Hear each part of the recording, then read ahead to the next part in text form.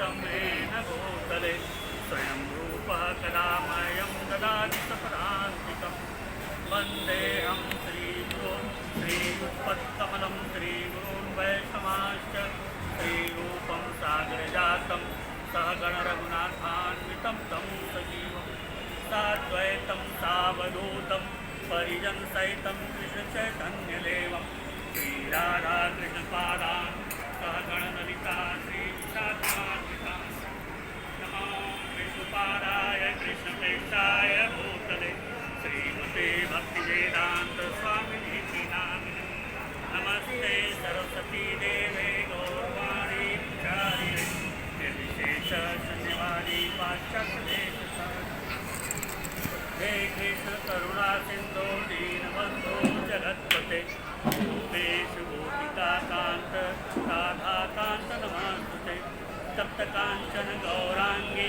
राधे वृंदावनेश्वरी वृषभानुसुते देवी प्रणमामि हरिप्रिये वाञ्छां कल्पतरुभ्यश्च कृपासिन्धुभ्यश्च एव च पतितानां पावनेभ्यो वैष्णवेभ्यो नमो नमः नमो महावदाम्नाय कृष्णप्रेमप्रदायते कृष्णाय कृष्णचैतन्य नाम्ने गौरक्षुषे नमः जय श्रीकृष्ण चैतन्य प्रभु नित्यानन्द द्वैत गदाधर श्रीवासादि गौरभक्तवृन्द नीलाचल निवासाय नित्याय परमात्मने बलभद्र सुभद्राभ्यां जगन्नाथाय ते नमः जगदानन्दकन्दाय प्रणतार्थहराय च नीलाचल निवासाय जगन्नाथाय ते नमः नमो ब्राह्मणदेवाय गोब्राह्मणहिताय च जगद्धिताय कृष्णाय गोविन्दाय नमो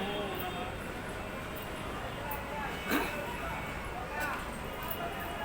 हरे कृष्ण कृष्ण कृष्ण हरे हरे हरे राम राम राम हरे हरे हरे कृष्ण कृष्ण कृष्ण हरे हरे हरे राम राम राम हरे कृष्ण कृष्ण कृष्ण हरे हरे हरे राम राम राम हरे हरे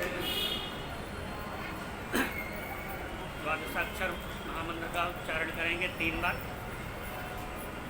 ओम नमो भगवते वासुदेवाय ओम नमो भगवते वासुदेवाय ओम नमो भगवते वासुदेवाय ओम नमो भगवते वासुदेवाय ओम नमो भगवते वासुदेवाय ओम नमो भगवते वासुदेवाय हरे कृष्ण।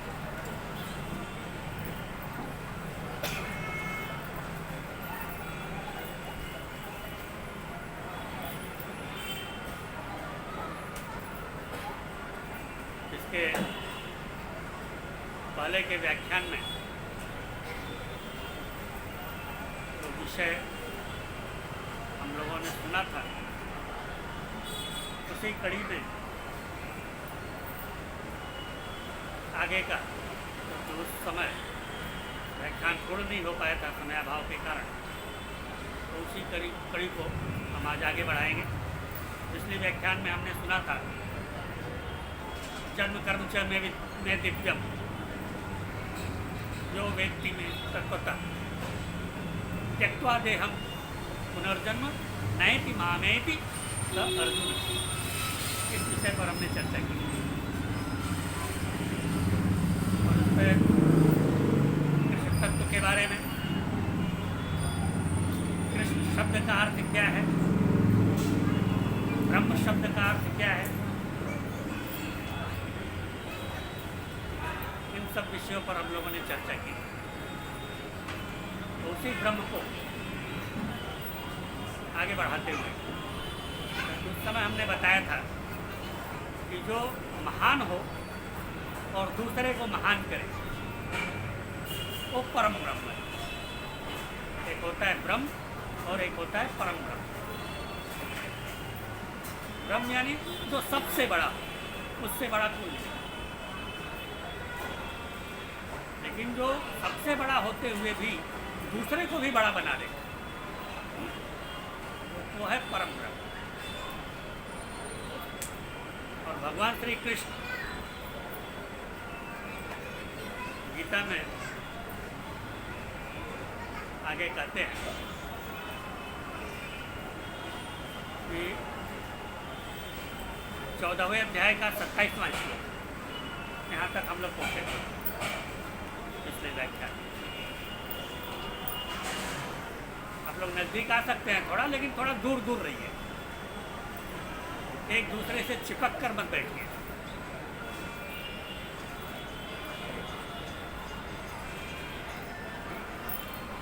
और मास्क लगा के रखिए। सुनना है आपको कर्ण से है और देखना नेत्रों से। वाणी से तो सिर्फ हमें बोलना है, इसलिए हमने निकाल के रखा है। कृपया आप लोग मास्क लगा के रखिए और एक दूसरे से चिपक कर मत रहिए। तो इस 14वें अध्याय के 27वें श्लोक में भगवान कहते हैं, ब्रह्मणो ही प्रतिष्ठा हम अमृतस्य अव्ययस्य च शाश्वतस्य च धर्मस्य सुखस्य कांतिकस्य च। ब्रह्मणो ही प्रतिष्ठा हम अमृतस्य अव्ययस्य च शाश्वतस्य च धर्मस्य च सुखस्य एकांतिकस्य च। अगर किसी के पास हो तो पढ़ सकते हैं एक बार श्लोक को पढ़ो। ब्राह्मणो हि प्रतिष्ठा अमृतस्य अनवस्य च शाश्वतस्य च धर्मस्य सुखस्य एकांतिकस्य च। एक बार मैं बोलता हूँ, मेरे पीछे पीछे आप लोग बोलिए। ब्रह्मणो ही प्रतिष्ठा हम अमृतस्य अव्ययस्य च शाश्वतस्य च धर्मस्य सुखस्य एकांतिकस्य च। और कोई प्रभु जी बोलना चाहें, किसी के पास हो तो। माता जी।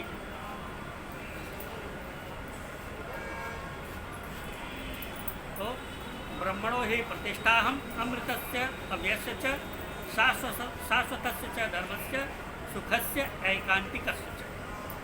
इसके प्रत्येक शब्द का अर्थ प्रभुपाद जी बताते हैं कि ब्रह्मणो, ब्रह्मण का अर्थ होता है निराकार ब्रह्म ज्योति।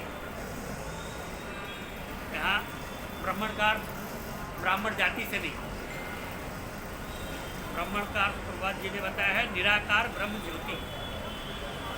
ही यानी निश्चय, प्रतिष्ठा, प्रतिष्ठा यानी आश्रय।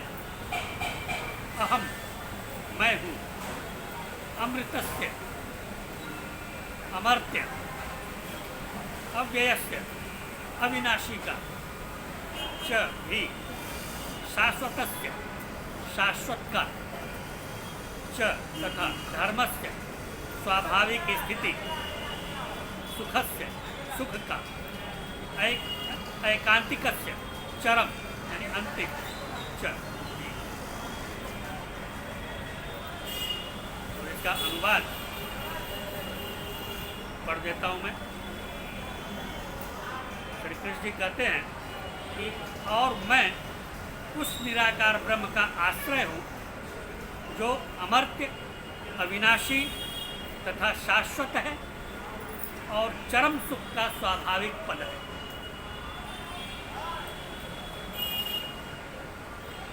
क्या कहते हैं भगवान? तो जो ब्रह्म है, निराकार ब्रह्म है, उस निराकार ब्रह्म का भी मैं आश्रय हूँ जो अमर्त्य है यानी अमर है, अविनाशी है, शाश्वत है यानी हमेशा से सनातन है, और चरम सुख का स्वाभाविक पद है।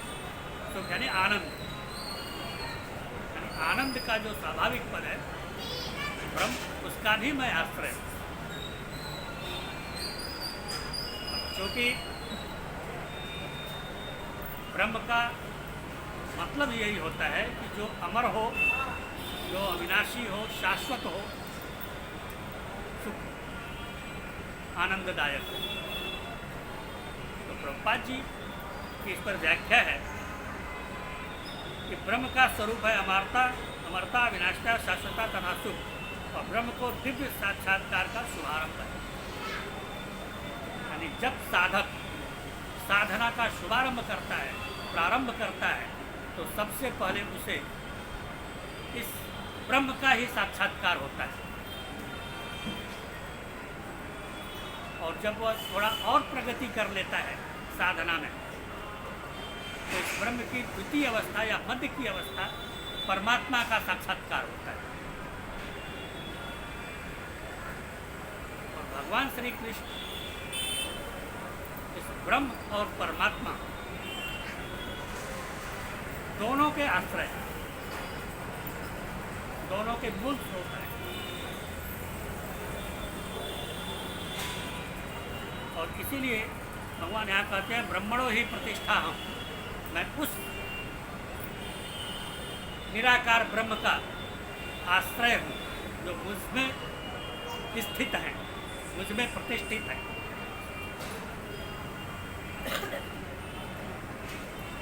श्वेताश्वेतर उपनिषद वेद का एक अंग है, वो भी यही कहता है कि जो योनिम योनिम अधितिष्ठति एको यस्मिन, यानी इस पूरे जो अनंत कोटि ब्रह्मांड है, इस पूरे अनंत कोटि ब्रह्मांड की योनि है ब्रह्म, यानी उस ब्रह्म में अनंत कोटि ब्रह्मांड स्थित है। वेद कहता है कि उस ब्रह्म का भी योनि है भगवान श्री कृष्ण।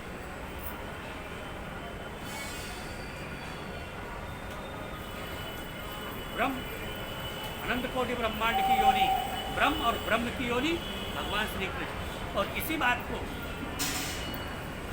इसी अध्याय के 26वें श्लोक में भगवान जी कहते हैं कि जो मनुष्य सभी परिस्थितियों में, कैसी भी परिस्थिति हो, सुख हो, दुख हो, परेशानी हो, सभी परिस्थितियों में अविचल भाव से, यानी निश्चित होकर, अडिग रहकर, बिना डिगे भगवान की यानी मेरी शुद्ध भक्ति करता है या शुद्ध भक्ति में प्रवृत्त होता है, शुद्ध भक्ति की शुरुआत भी करता है, तो वह तुरंत ही प्रकृति के भौतिक गुणों को लांघ जाता है। जो सत्वरस तम प्रकृति के गुण हैं, इन गुणों के परे चला जाता है, गुणातीत हो जाता है, और वह ब्रह्म पद पर, ब्रह्म पद के स्तर तक पहुंच जाता है। यानी उसको मैं ब्रह्म पद भी दे देता हूँ जो मेरी भक्ति करता है। हमें उसके ऊपर है कि इस ब्रह्म स्तर पर पहुंचकर वहाँ अपनी स्थिति बनाए रखता है या और परिश्रम करके उससे आगे बढ़कर द्वितीय अवस्था में यानी परमात्मा का साक्षात्कार करता है।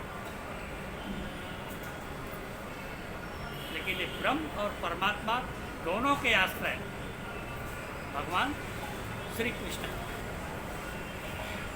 जो ब्रह्म की अनुभूति या ब्रह्म का दिव्य साक्षात्कार और परमात्मा का दिव्य साक्षात्कार, ये साधना का अंत नहीं है, साधना का लक्ष्य नहीं है,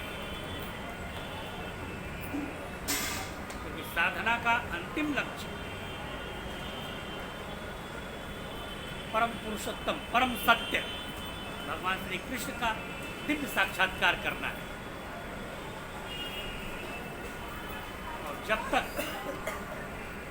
इस स्थिति में नहीं पहुंचेंगे, तब तक निराकार निर्गुण ब्रह्म में फंसे रह जाएंगे। और कभी कभी तो ब्रह्म पद पर पहुंचने के बाद भी, ब्रह्म पद स्थित स्तर पर आने के बाद भी उनके नीचे गिरने की संभावना बनी रहती है, पतन होने की संभावना बनी रहती है। परमात्मा के स्तर तक, परमात्मा के साक्षात्कार होने के स्तर तक भी नीचे गिरने की संभावना बनी रहती है। प्रभुपाद जी कहते हैं कि इसमें अनेकों वैदिक उदाहरण हैं जो ब्रह्म पद तक पहुंचकर भी जिनका पतन हुआ है। वैदिक साहित्य में अनेक उदाहरण हैं। सनत कुमार पहले ये निराकार ब्रह्म पद पर आसीन थे, लेकिन धीरे धीरे जब इन्होंने भक्ति मार्ग को अपनाया तो ब्रह्म पद तक पहुँच गए। सनत कुमार बोले तो सनक, सनंदन, सनातन और सनत कुमार, ये 4 कुमार हैं जो सबसे पुराण पुरुष हैं और भगवान के प्रथम अंशावतार हैं और देवताओं के पूर्वज इनको माना जाता है। जब तक इन्होंने भक्ति मार्ग का आश्रय नहीं लिया, ब्रह्म पद तक नहीं पहुंच पाए। और सबसे अच्छा उदाहरण तो ब्रह्मा और नारद खुद हैं कि ब्रह्म पद तक पहुंचकर भी इनका पतन हुआ है।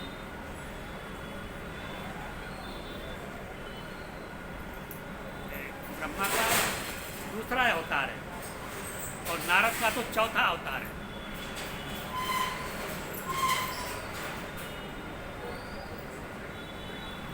मैं कथा आप लोग को एक बार अपने पूर्व अवतार में नारद जी ब्रह्मा जी के मानस पुत्र हैं, ब्रह्मा जी से उत्पन्न हुए हैं प्रथम अवतार में। ब्रह्मा जी को ही उन्होंने गुरु बनाया और उनसे सारी शिक्षाएं प्राप्त की और ब्रह्मा जी ने उनको हर प्रकार की विद्या का दान दिया, वेद का, पुराण का, वास्तुशास्त्र, शिल्प शास्त्र, संगीत, यानी जितने भी विद्याएं होती हैं सारे विद्याओं का उनको दान दिया, सिखाया, उनको पढ़ाया, उनके गुरु बने पिता होते हुए भी। और जब उनकी विद्या पूर्ण हो गई, अध्ययन पूर्ण हो गया, उपाधि प्राप्त हो गई आचार्य की, तब ब्रह्मा जी ने कहा कि अब तुम विवाह करके संतान उत्पन्न करो और सृष्टि बढ़ाओ। ये सुनकर नारद जी को क्रोध आ गया। उन्होंने बोला कि भाई तुम कैसे पिता हो? एक गुरु का काम होता है कि अपने शिष्य को परमानंद के मार्ग पर ले जाए और भगवान से साक्षात्कार कराए। और पिता तो प्रथम गुरु होता है। और तुम्हारी बुद्धि इतनी भ्रष्ट हो गई कि हमको, अपने शिष्य को, अपने गुरु को इस पतित संसार में ढकेलना चाहते हो।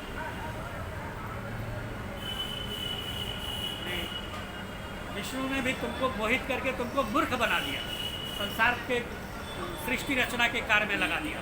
उन्होंने अपनी भक्ति तुमको नहीं दी, अपना दासत्व तुमको नहीं दिया, उन्होंने तुमको मूर्ख बनाया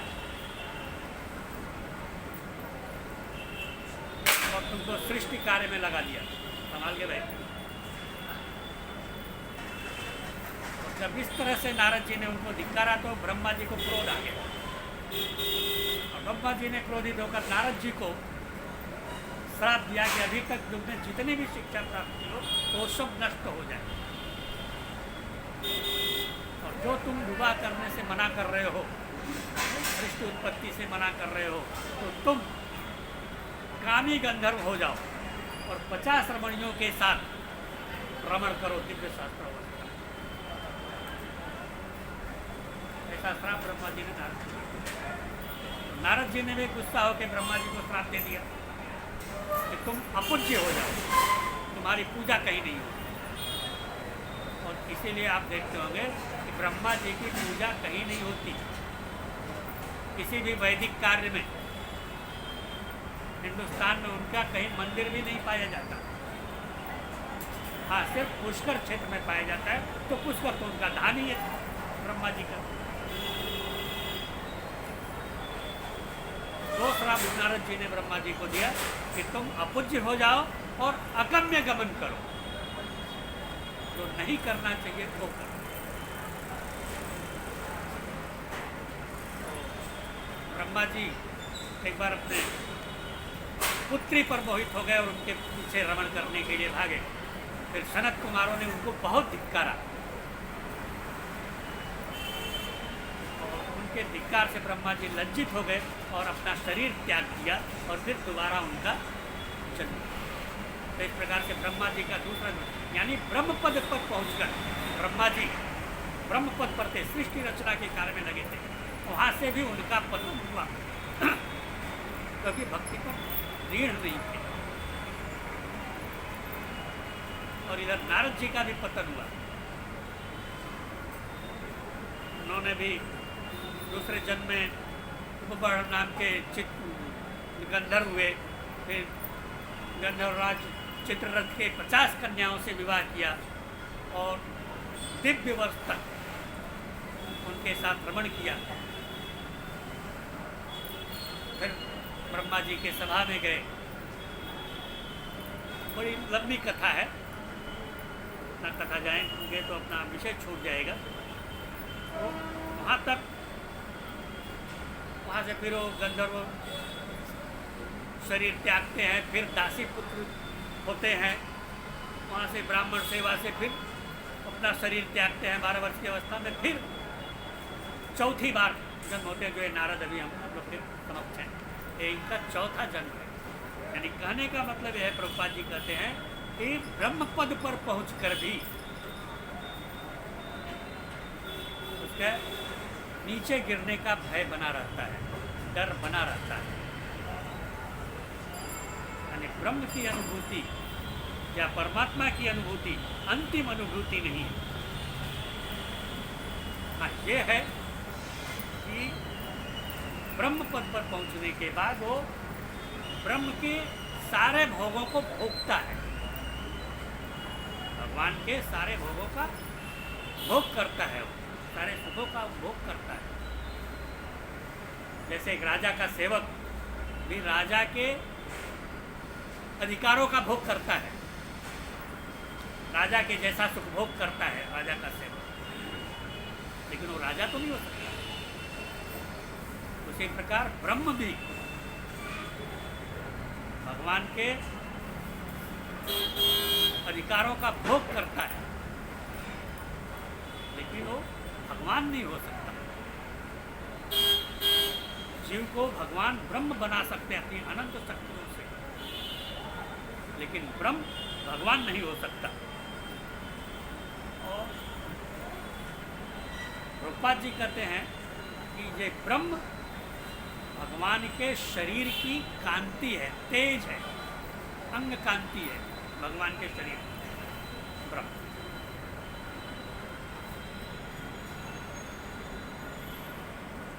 गौरांग महाप्रभु भी कहते हैं, तहेर अंगेर शुद्ध किरण मंडल, उपनिषद कहे तारे ब्रह्म सुनिर्मल। ये जो ब्रह्म है ये भगवान श्री कृष्ण के शरीर का तेज है, देदीप्यमान तेज है।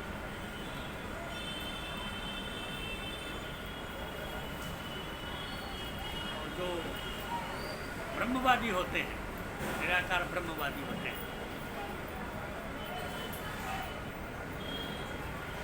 देखिए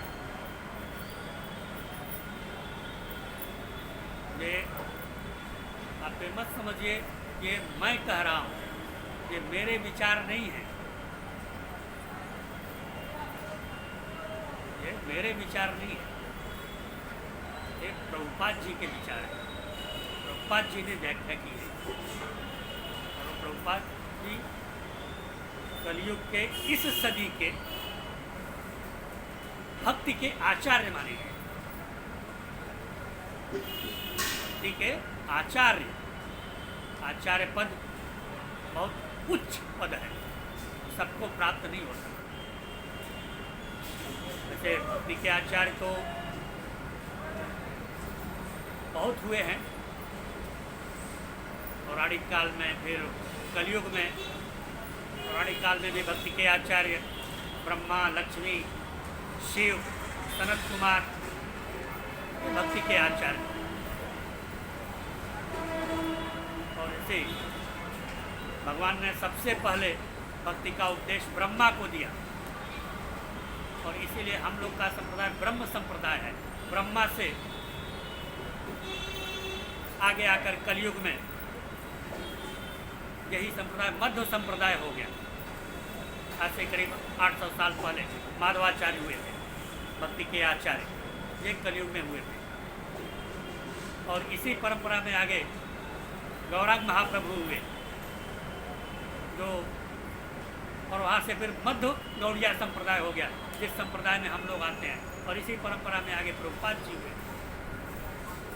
यानी भक्ति के आचार्य हैं प्रभुपाद जी। तो प्रभुपाद जी के बातों पर शंका करने का कोई गुंजाइश ही नहीं। चलिए हमारी बात जाने दीजिए, तो एकदम हमारी बुद्धि शुद्ध नहीं है। तो फिर प्रमाण क्या? प्रमाण क्या है कि भगवान जो ये कह रहे हैं कि ब्रह्मणो ही प्रतिष्ठा हम, जो निराकार ब्रह्म हम में प्रतिष्ठित है, हम क्यों मान लें इसकी बात? ये पतित जीव बिना प्रमाण के कोई बात मानने को तैयार नहीं है आज के युग में। प्रमाण, सबसे बड़ा प्रमाण तो सब स्वयं भगवान श्री कृष्ण ही है। उनके दिव्य श्री मुख से, दिव्य वाणी से दिव्य शब्द निकले कि भगवान पहले कहे जन्म कर्म च में दिव्य, मेरा सब कुछ दिव्य है, मेरा जन्म भी दिव्य है, मेरा कर्म भी दिव्य है।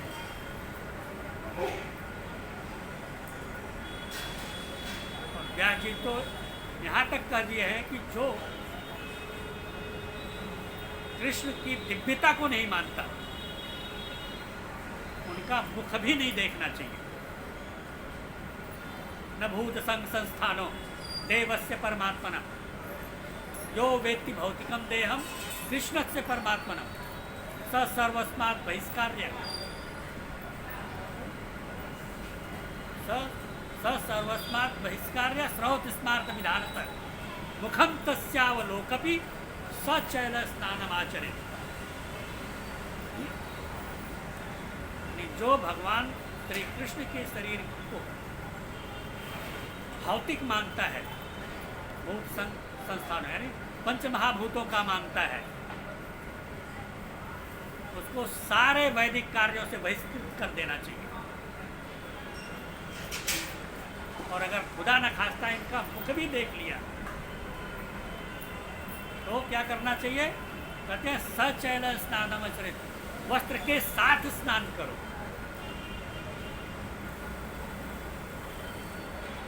ऐसे दिव्य भगवान श्री कृष्ण के मुख से ये वाणी निकली है कि ब्रह्मणो ही प्रतिष्ठा हम, उस ब्रह्म का भी मैं आश्रय हूँ।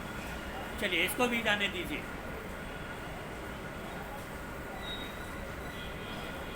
हम सनातनी लोग, जितने भी सनातनी लोग हैं, सभी लोग वेद को प्रमाण मानते हैं। किसी के मुंह से सुन सकते हैं आप कि क्या वेद वाक्य है, क्या तुम्हारी बात मान लो? वेद में ऐसा लिखा है क्या? क्यों मान ले तुम्हारी बात? यानी जब तक वेद में नहीं लिखा हो तब तक उसकी बात कोई नहीं मानता, और हमें भी नहीं मानना चाहिए।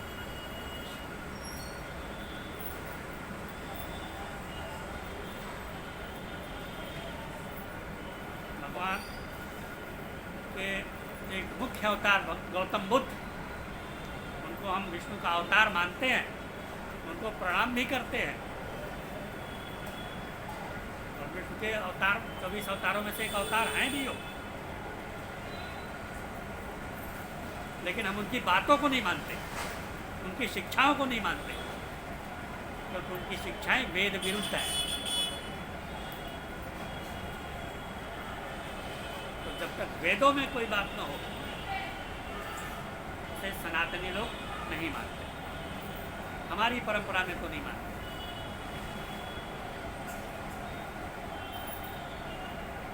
वेद शाश्वत है, नित्य है, अपौरुषेय है। ठीक है, वेद के 3 प्रस्थान होते हैं जिसको प्रस्थान त्रयी कहते हैं, श्रुति प्रस्थान, स्मृति प्रस्थान और गीता। तो गीता के बारे में तो अभी मैंने आपको बताया, लिखा ही है, ब्रह्मणो हि प्रतिष्ठा। ये वेद का अंग है गीता। प्रस्थान त्रयी में इनकी गिनती होती है। और श्रुति प्रस्थान यानी उपनिषद, और स्मृति प्रस्थान यानी ब्रह्म सूत्र या वेदांत सूत्र, इसको न्याय सूत्र भी कहते हैं, जिसकी रचना व्यास जी ने की, भगवान वेद व्यास ने।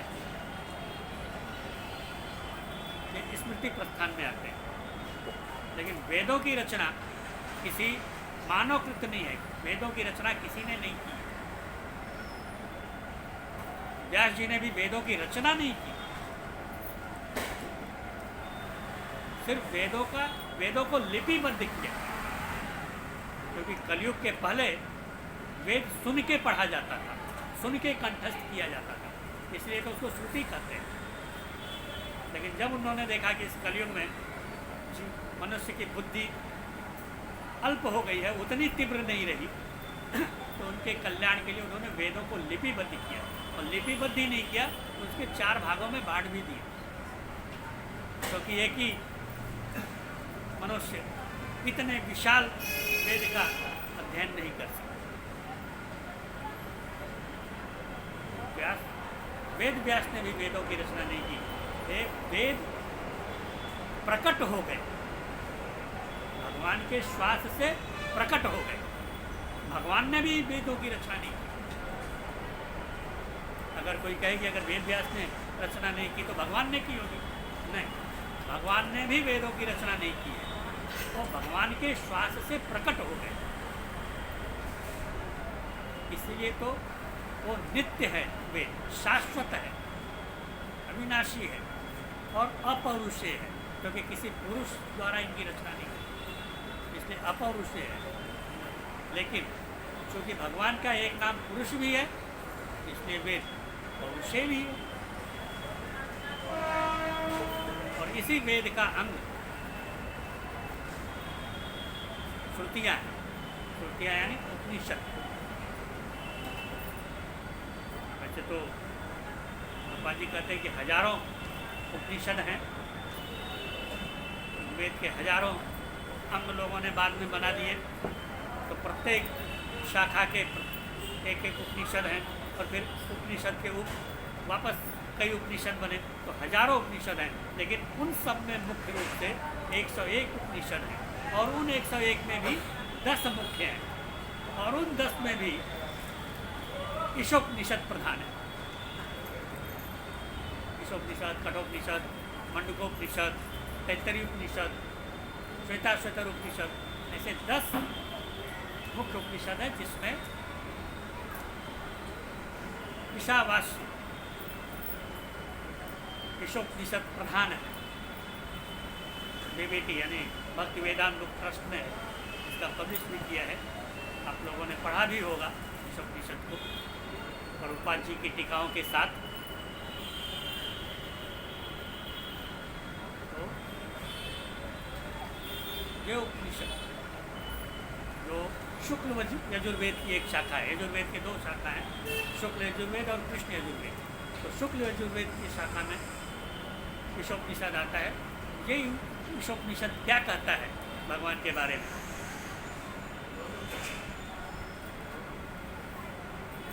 भगवान जो कहते हैं ब्रह्मणो हि प्रतिष्ठा, इसी बात का समर्थन ईशोपनिषद का मंत्र करता है। 15वां मंत्र है ईशोपनिषद का।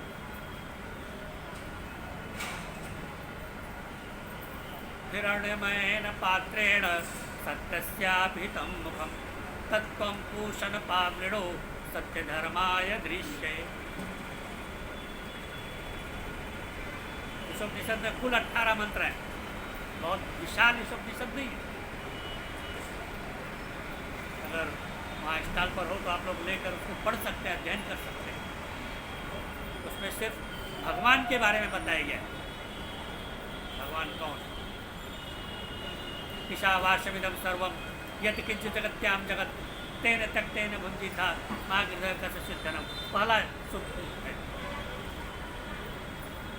और ईशोपनिषद के ही प्रार्थना में जो मंत्र आता है आप सबको मालूम है, आप सब जानते हैं, ओम पूर्णमदः पूर्णमिदं पूर्णात् पूर्णमुदच्यते पूर्णस्य पूर्णमादाय पूर्णमेवावशिष्यते। यहाँ से ईशोपनिषद की शुरुआत होती है।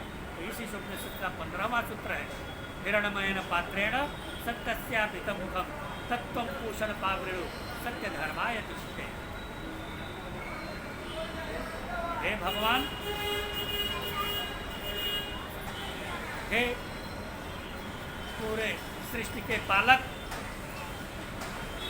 आपका मुखमंडल आपके दीप्तमान हिरणमयी तेज से ढका हुआ है, आवरण है उसके आपके तेज का। और कृपया इस आवरण को हटाइए, अपावृणु, इस आवरण को हटाइए और अपने असली चेहरे का, असली मुखमंडल का दर्शन कराइए।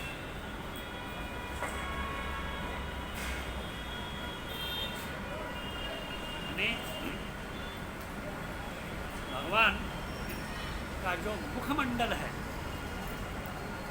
गौरांग महाप्रभु ने जो कहा है ना, तहे रंगेर सुध किरण मंडल, उपनिषद कहे तारे ब्रह्म सुनिर्मल, क्योंकि जो ब्रह्म है आपके शरीर की कांति है। तो ईशोपनिषद इसी बात की पुष्टि करता है कि जो ब्रह्म है वो ब्रह्म भगवान के शरीर का तेज है, अंग कांति है। और वो इतना तेज है, इतनी रोशनी है उसमें, इतना दीप्तमान है कि करोड़ों करोड़ों सूर्य उनके सामने फीके पड़ गए। और इसीलिए जो निराकार ब्रह्मवादी है, निराकार ब्रह्मवादी इस तेज को भेद नहीं पाते।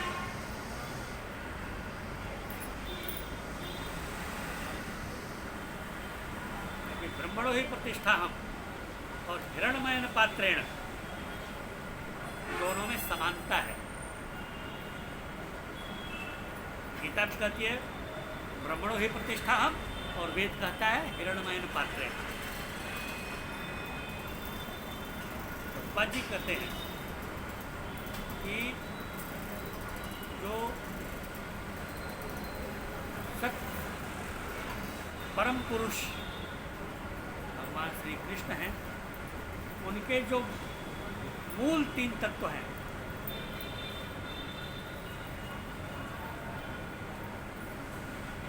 ब्रह्म, परमात्मा और भगवान, ये 3 तत्व हैं। ब्रह्म, परमात्मा और भगवान, ये तीनों भगवान श्री कृष्ण के अंश हैं। और इसके समर्थन में प्रभुपाद जी जो उदाहरण देते हैं सारस्वत तंत्र का, विष्णोस्तु 3 रूपाणि पुरुषाख्यान्यथो विदु, एकम तु महतसृष्ट, द्वितीयम त्वंड संस्थितम, तृतीयम सर्वभूतस्थम, तानि ज्ञात्वा विमुच्यते। वहाँ भगवान ने कहा था कि जो मेरे तत्व को जानता है वो इस धरा धाम पर नहीं आता, मेरे धाम को आता है। और सारस्वत तंत्र क्या कहता है कि तानि ज्ञात्वा विमुच्यते, जो इसको जान जाता है, इस तत्व को जान जाता है। कौन सा तत्व? विष्णोस्तु 3 रूपाणि, भगवान के 3 स्वरूपों को, वो मुक्त हो जाता है। तानि ज्ञात्वा विमुच्यते, इसका ज्ञान होने के बाद वो मुक्त हो जाता है, मुक्ति हो जाती है उसकी, वापस इस धरा पर नहीं आना पड़ता। तो जो 3 स्वरूप हैं भगवान के, अगर ये आप जान जाएंगे तो दृढ़ हो जाएंगे कि परम पुरुषोत्तम भगवान श्री कृष्ण और ये भगवान के 3 स्वरूप, तीनों अलग अलग। विष्णु से 3 रूपाणी, यहाँ विष्णु शब्द भगवान श्री कृष्ण के बारे में कहा कि वही परम पुरुष भगवान श्री कृष्ण अपने आप को 3 रूपों में, 3 अंशों में विभक्त कर लेते हैं। प्रथम अंश जो सारे सृष्टि की, सारे ब्रह्मांडों की, अनंत कोटि ब्रह्मांडों की सृष्टि करते हैं, सृष्टा है, जिन्हें कारणोदकशायी महाविष्णु कहा गया है।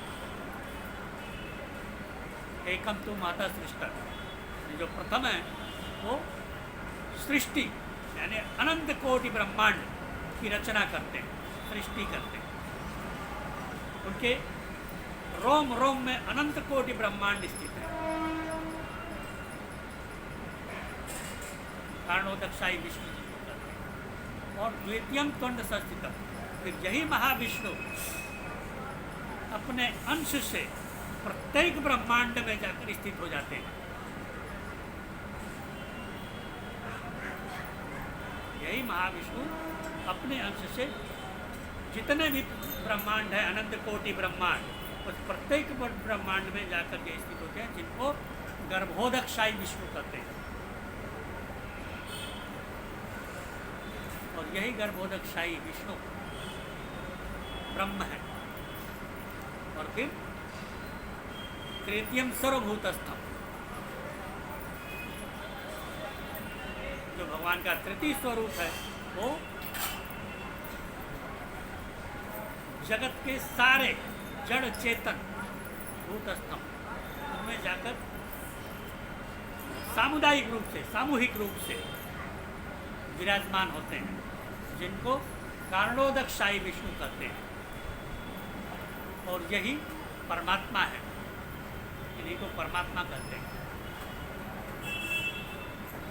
क्षीरोदकशायी विष्णु ने प्रत्येक ब्रह्मांड में जो प्रमुख 3 देव हैं, ब्रह्मा विष्णु महेश, जितने भी ब्रह्मांड है, हर ब्रह्मांड में एक एक ब्रह्मा विष्णु महेश हैं। महाविष्णु ने ब्रह्मांडों की रचना की। हेमांडंदानी प्रत्यन्नमेव एकांशात् एकांशात् सत्यम सहस्त्रमूर्धा विश्वात्मा महाविष्णु सनातन। उनके प्रत्येक रोम में एक ब्रह्मांड स्थित है। तद्रोम बिलजालुसु, उनके प्रत्येक रोम, और वह सहस्त्रमूर्धा है, उनके सहस्त्रों सिर हैं।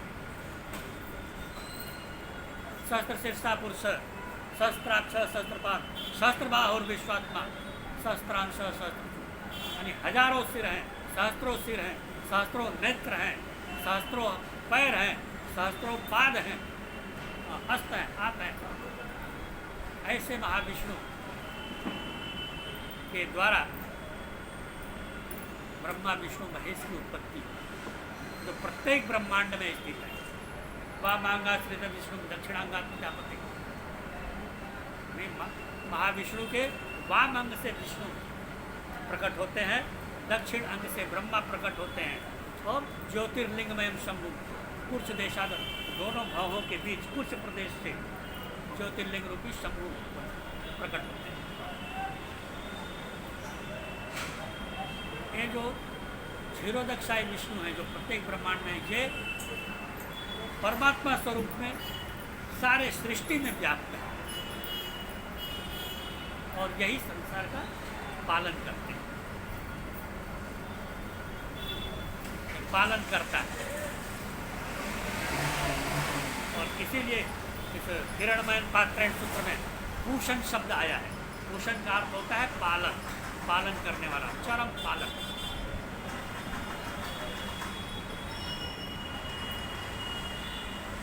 या सृष्टि के पूषण है, चरम पालक है।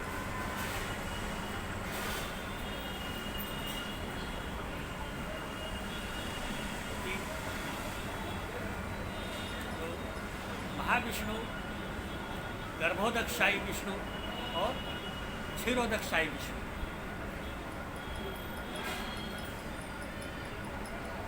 ये तीनों परम पुरुष भगवान श्री कृष्ण के स्वांश हैं, उनके पूर्ण अंश हैं। इन तीनों में और भगवान श्री कृष्ण कोई भेद नहीं है, लेकिन कार्यों में बताया नहीं कि भगवान श्री कृष्ण सबसे महान तो ही है, दूसरे को भी महान बनाते हैं, उनको ब्रह्म पद देते हैं। तो जब साधक महाविष्णु को भगवान का पुत्र भी बोला जाता है, भगवान के पुत्र भी माना जाता है। राधा और कृष्ण के पुत्र हैं महाविष्णु।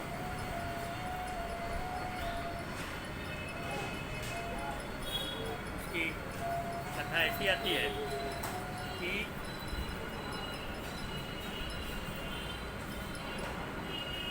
गोलोक में जब सृष्टि में कुछ नहीं था,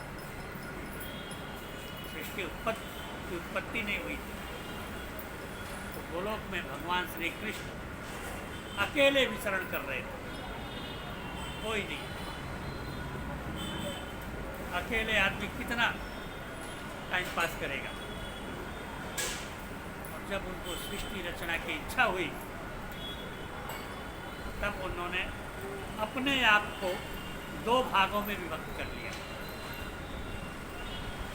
एकम ज्योति बुद्धा राधा माधव रूप का, अपने आप को दो भागों में बांट लिया। उसमें वाम भाग से एक युवती प्रकट हुई, कोमलांगी कमनीय, और दक्षिण भाग से वो स्वयं।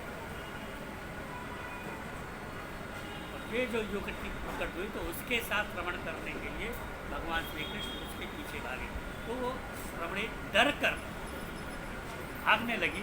जब वो भागने लगी तो भगवान श्री कृष्ण ने उनको पकड़ा और उनको अपने हृदय पर धारण किया। हृदय पर धारण करने के कारण उनका नाम हुआ राधा।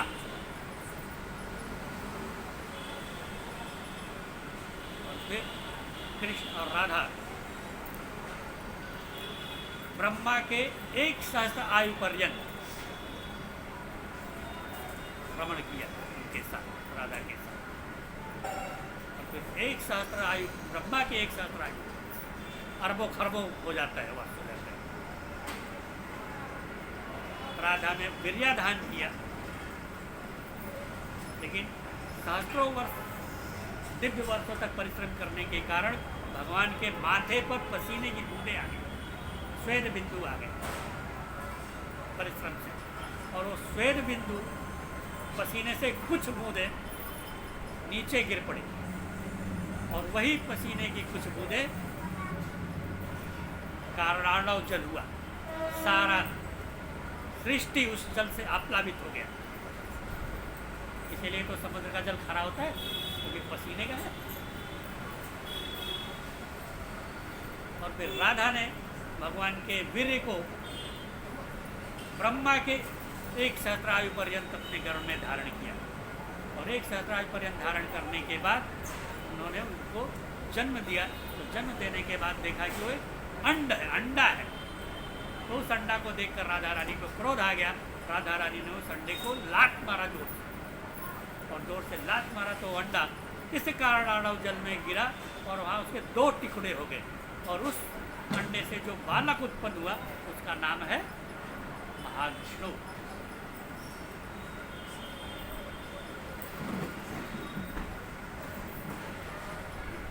ये महाविष्णु को ये कथा आती है नारद पंचरात्र में। भक्ति के एक महान ग्रंथों में नारद पंचरात्र माना जाता है। हम जो सेवा करते हैं जिस विधि से, वो नारद पंचरात्र की विधि से ही सेवा करते हैं। आरती, पूजा, भोग सेवा से उसी नारद पंचरात्र की विधि से। तो उसमें एक कथा है महाविष्णु राधा और कृष्ण के किस प्रकार से, और इन्हीं विष्णु से फिर आगे सारी सृष्टि, क्योंकि इस महाविष्णु के प्रत्येक रोम रोम में अनंत कोटि ब्रह्मांड, फिर इन्हीं से गर्भोदकशाही विष्णु, इन्हीं से क्षीरोदकशाही विष्णु, इन्हीं से ब्रह्मा, इन्हीं से शिव उत्पन्न होते हैं जो पालन करते हैं।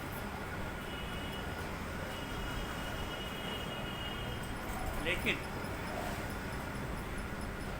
प्रभुपाद जी कहते हैं कि जो साधक जब साधना का प्रारंभ करता है तो सर्वप्रथम उसको इस ब्रह्म का साक्षात्कार होता है, ब्रह्म की अनुभूति होती है जो कि सहज गम में आसानी से मिल जाता है।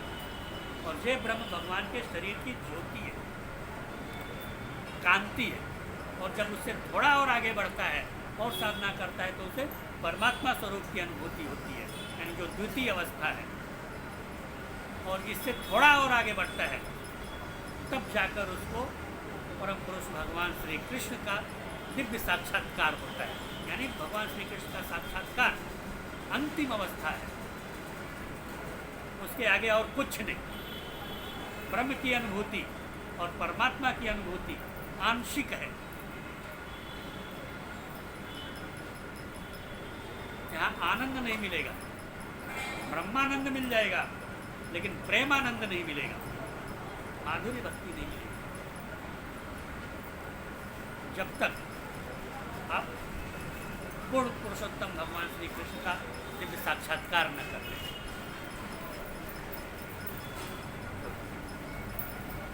हिरणमय पात्रेण का अर्थ यही है कि हिरणमय पात्र विश्वोपनिषद कहता है कि आप का मुखमंडल आपके हिरणमयी सोने स्वर्णिम तेज से ढका हुआ है। और विश्वोपनिषद भगवान से यही प्रार्थना करता है कि आप इस तेज को हरे कृष्णा कृष्णा कृष्णा हरे हरे, हरे राम राम राम हरे हरे, आप इस तेज को हटाने के लिए प्रार्थना करता है ईश्वर, क्योंकि जब तक इस आवरण को हटाया नहीं जाएगा तब तक भगवान के असली स्वरूप का, असली चेहरे का दर्शन नहीं हो सकता। भगवान के सत्य स्वरूप का दर्शन करने के लिए भगवान के बाहर इस तेज का हटाना जरूरी है, आवश्यक है। और इसी बात की पुष्टि गीता में तो भगवान कह रहे हैं ब्रह्मणो ही प्रतिष्ठा हम, ब्रह्म संहिता भी इसी बात की पुष्टि करता है कि जो ब्रह्म है वो भगवान के शरीर की अंग कांति है। अभी ब्रह्मा जी कोई साधारण भक्त तो है नहीं, भक्ति के आचार्य हैं। ब्रह्म संहिता में ब्रह्मा जी क्या कहते हैं, यस्य प्रभा प्रभवतो जगदंड कोटि यशक्तिरस्ति जगदंड चयाय दत्त, यस्य प्रभा प्रभवतो जगदंड कोटि कोटिश्वशेष वसुधादि विद्यम तद ब्रह्म निष्कलम अनंतम शेषभूतम गोविंदम आदिपुरुषम तमहम भजामि।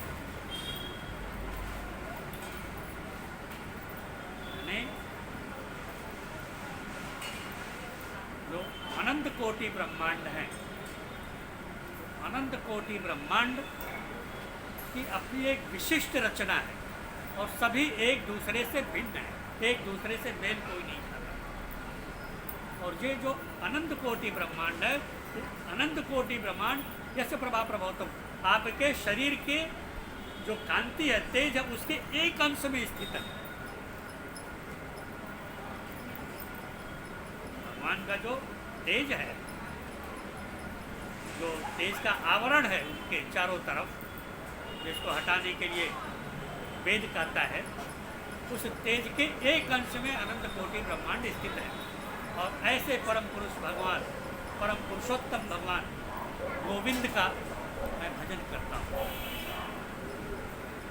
ब्रह्मा जी यानी प्रभुपाद जी व्याख्या में कहते हैं कि जब कोई जीव या मनुष्य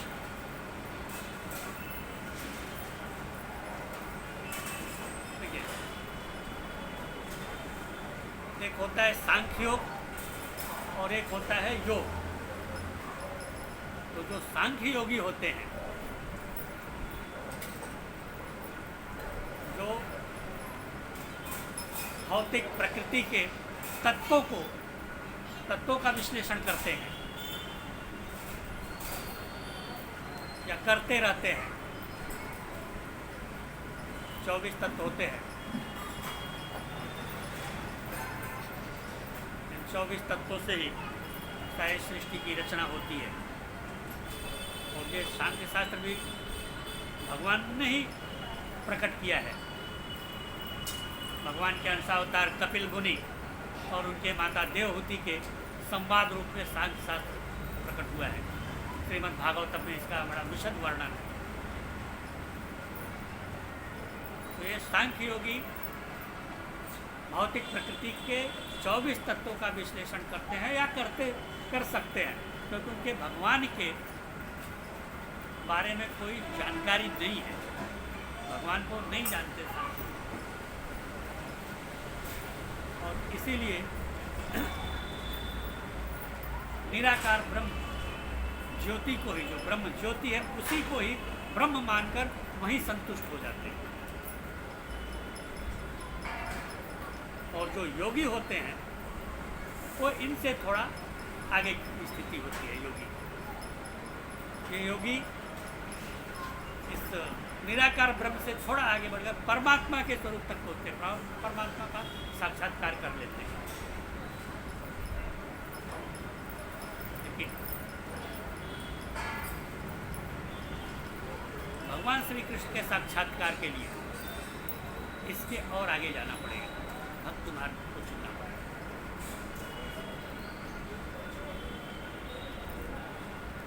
श्रीमद् भागवत गीता में भगवान श्री कृष्ण छठे अध्याय में वर्णन करते हैं भगवान जी, ये जो साधक हैं, आध्यात्मिक साधकों का, 3 प्रकार के आध्यात्मिक साधकों का तुलनात्मक विवेचन करते हैं। भागवत गीता छठे अध्याय में तुलनात्मक विवेचन, और वो तुलना करते हैं ज्ञानी, योगी और भक्त। जो ज्ञानी होते हैं वो ब्रह्म के उपासक होते हैं, जो योगी होते हैं वो परमात्मा के उपासक होते हैं, और जो भक्त होते हैं वो कृष्ण के उपासक। ऐसा भगवान श्री कृष्ण गीता में कह रहे हैं, छठे अध्याय के 46वां और 47वां श्लोक।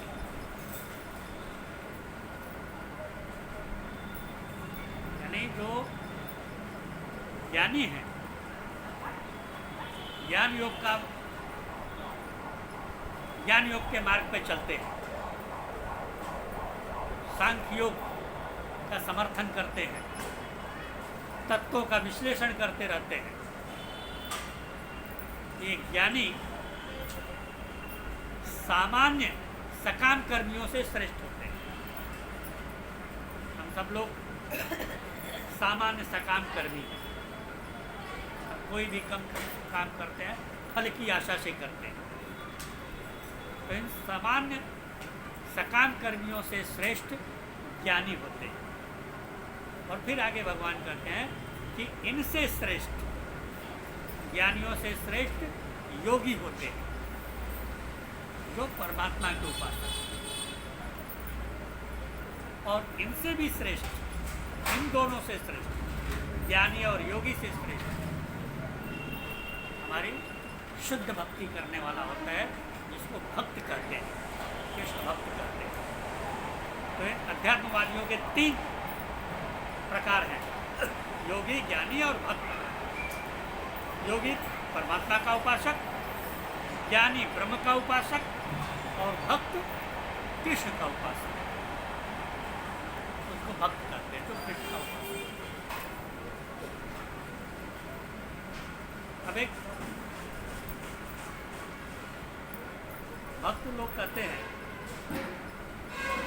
भक्त क्या, शास्त्र, सारे शास्त्र कहते हैं, वेद कहते हैं, पुराण कहते हैं, साधु संत परमहंस लोग भी कहते हैं कि भगवान श्री कृष्ण वृंदावन धाम का कभी त्याग नहीं करते, उसको कभी त्यागते नहीं। अपने नित्य रूप से नित्य वृंदावन में नित्य निवास करते हैं और महाराज लीला रचाते रहते हैं, क्या कभी परित्याग नहीं करते। तो प्रश्न उठता है कि जब वो नित्य वृंदावन में ही रहते हैं, महाराज रचाते रहते हैं, तो इस सृष्टि का कार्य संभालते कैसे? होता है ना, सृष्टि का कार्य कैसे संभालते हैं?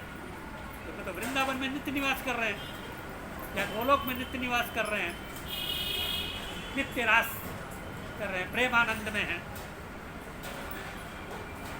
करोड़ों करोड़ों गोपियों से सेवित हैं। तो सृष्टि का कार्यभार संभालते कैसे?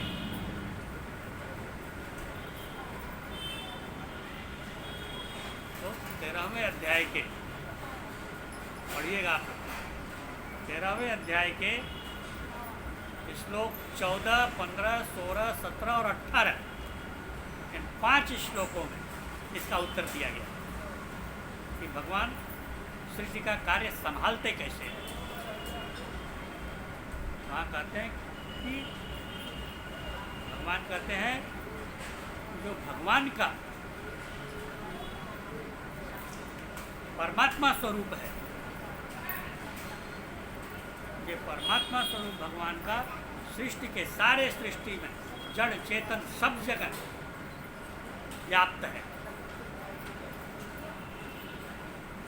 एक बात ध्यान रखिए कि भगवान श्री कृष्ण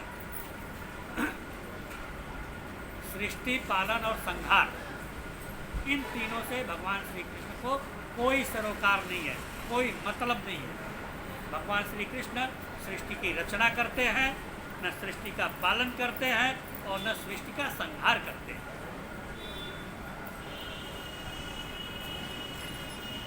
तो यहाँ भगवान उत्तर देते हैं कि हमारा जो परमात्मा स्वरूप है, जो सारे सृष्टि में व्याप्त है, क्षीरोदक्षाई विष्णु के रूप में जिन्हें परमात्मा कहते हैं, जो सारे सृष्टि का पालन करते हैं, उनके माध्यम से, उनके द्वारा मैं सृष्टि का पालन करता हूँ, सृष्टि का कार्यभार संभालता हूँ।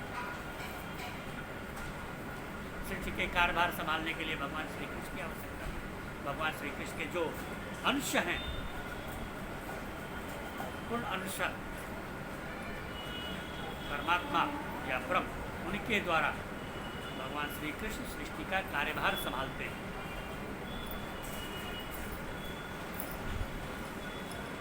उत्तर भगवान श्री कृष्ण ने स्वयं गीता में दिया कि संसार का कार्यभार चलाने के लिए हमारी आवश्यकता नहीं है, संसार का कार्यभार तो हमारा अंश परमात्मा ही चला लेगा,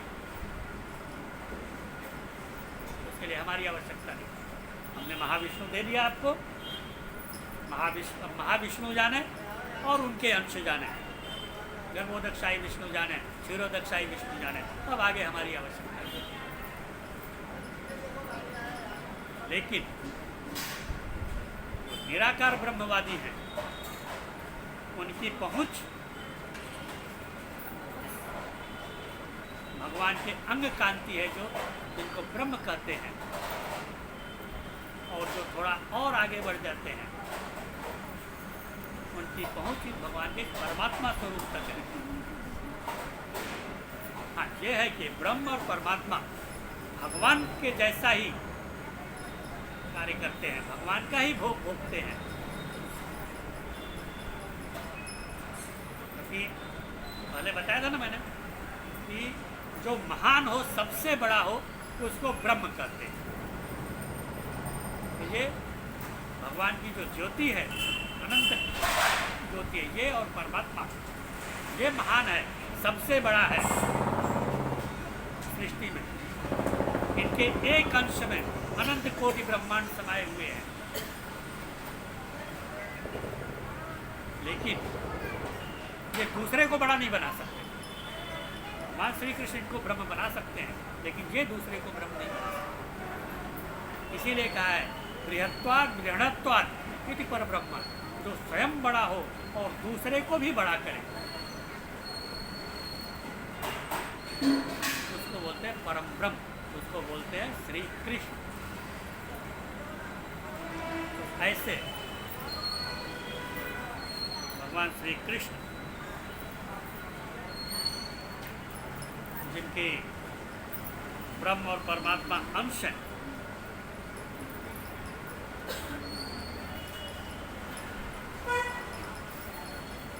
तो भगवान श्री कृष्ण अनंत कोटि ब्रह्मांड नायक, सर्वद्रष्टा, सर्वज्ञ, सर्व ऐश्वर्यशाली, ये भगवान श्री कृष्ण अवतार लेकर इस धरा पर क्यों आए, क्यों आते हैं? ये बात तो सिद्ध हो गई कि भगवान श्री कृष्ण ही परम साक्षात्कार के परम पुरुष है, यानी उन्हीं ब्रह्म और परमात्मा उन्हीं से उत्पन्न, ये बात समझ। तो ये परम पुरुषोत्तम भगवान श्री कृष्ण अवतार लेकर इस धराधाम पर क्यों आते हैं, क्या कारण?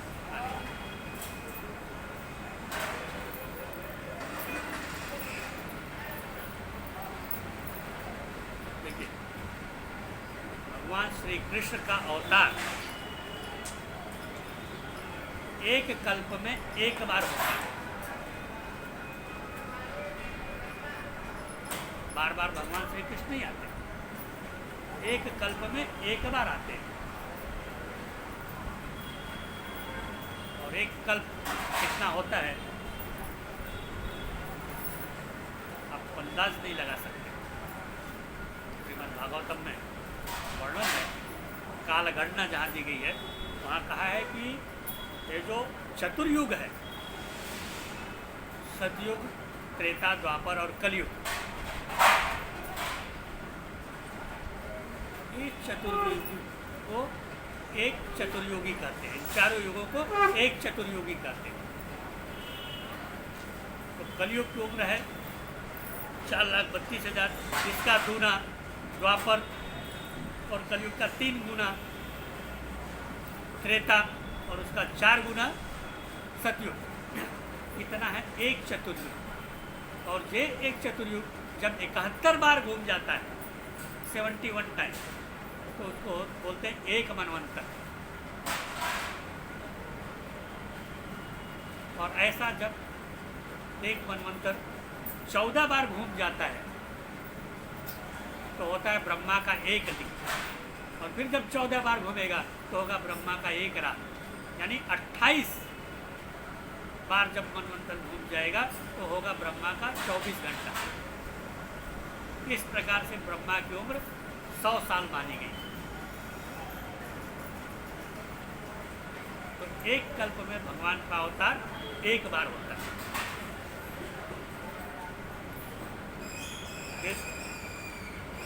जो भगवान ने कहा है संभवान युग, हर युग में अवतार लेते हैं, वो हर युग में आते हैं, इसका क्या अर्थ? हर युग में मतलब भगवान ने कहा ना, परित्राणाय साधूनां विनाशाय च दुष्कृतां।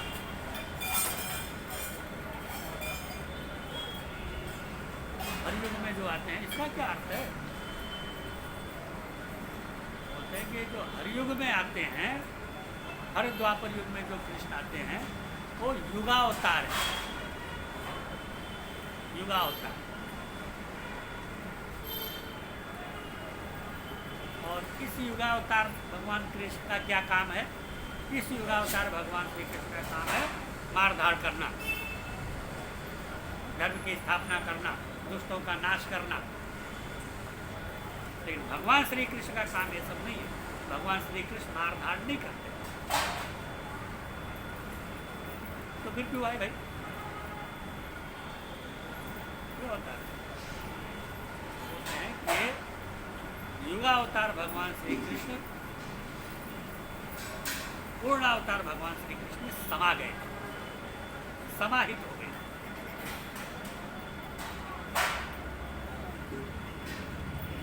ऐसे भगवान श्री कृष्ण को, पूर्ण भगवान श्री कृष्ण को जो निराकार ब्रह्म के भी आश्रय हैं, भगवान श्री कृष्ण को समझने वाला हमारे जैसा तुच्छ जीव जिसकी बुद्धि शुद्ध नहीं है वो तो नहीं समझा पाएगा, और समझने वाला भी कोई नहीं। उस काल में भी कोई नहीं था इसको समझने वाला, जब वो इस धराधाम पर उपस्थित थे उस काल में भी इनको कोई नहीं समझ पाता। ब्रज की गोपियां ये भी नहीं समझ पाए इनको ये भगवान है, गाली देती हैं उनको। तो गाली देती है ना भगवान, गोपियां लंपट चोर, सबसे बड़े दोष होते हैं चोर और लंपट।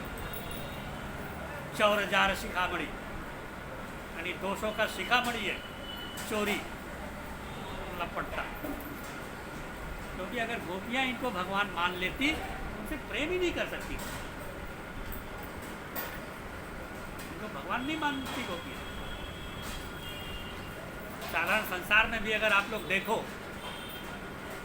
एक स्त्री अपने पति को कि पद को नहीं जानती, पद को नहीं मानती, पोस्ट को नहीं मानती, कलेक्टर है, गवर्नर है, कमिश्नर है, उसको नहीं मानती।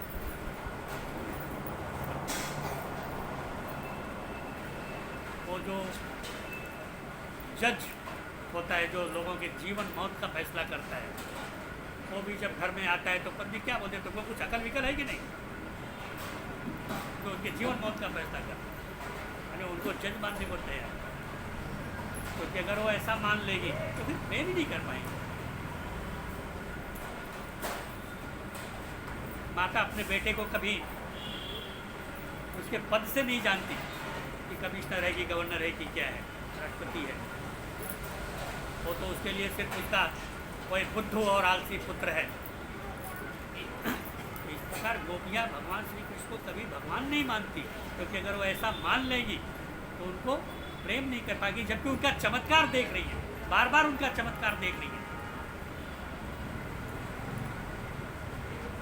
दावानल का पान कर लिया, पुतना वध, अगासुर, मगासुर, कालिया का उद्धार, ये सब चमत्कार देख रही है। गिरिराज गोवर्धन को एक कनिष्ठिका अंगुली पर धारण कर लिया, लेकिन मानने को तैयार नहीं। भगवान योग माया से उनकी बुद्धि को घुमा देते हैं।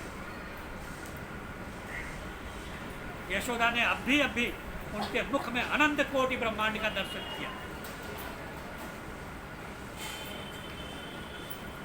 डर गई, क्या देख रही हूं मैं इनके मुख में, अनंत कोटि ब्रह्मांड,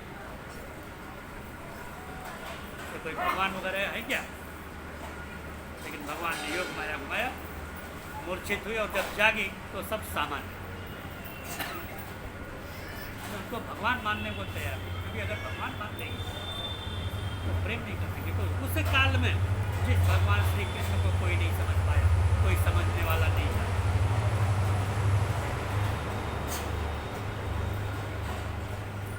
आज हम उनको क्या समझ सकते हैं, क्या समझ सकते हैं? लेकिन उसके लिए आपको सहारा लेना पड़ेगा सद्गुरु का, कृष्ण भक्त सद्गुरु का, जो कृष्ण तत्व को जानता हो, तभी आप कृष्ण तत्व को समझ पाएंगे। जन्म कर्म च योग नित्यम यो वेत्ति में तत्व, जो मेरे तत्व को जानता है वही तो उनके तत्व को समझा पाएगा। और ये तत्व को सिर्फ भक्ति का आचार्य ही समझा सकता है। हमारे जैसा अशुद्ध बुद्धि वाला जीव समझाना थोड़ा मुश्किल है। तो कहते हैं कि ये भगवान श्री कृष्ण जन्म लेकर इस धराधाम पर क्यों आए, ये प्रश्न था ना। ऐसे भगवान श्री कृष्ण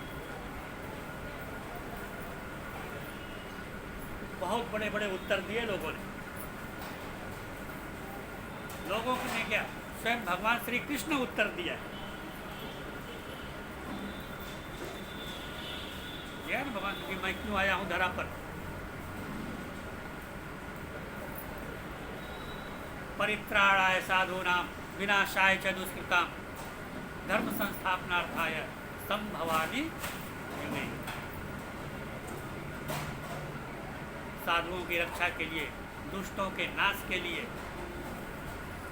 और धर्म की स्थापना के लिए मैं हर युग में आता हूँ। यदा यदा ही धर्मस्य ग्लानिर्भवति भारत अभ्युत्थानम् अधर्मस्य तदात्मानं सृजामि। जब जब धर्म की हानि होगी तो धर्म के उत्थान के लिए मैं आता हूँ।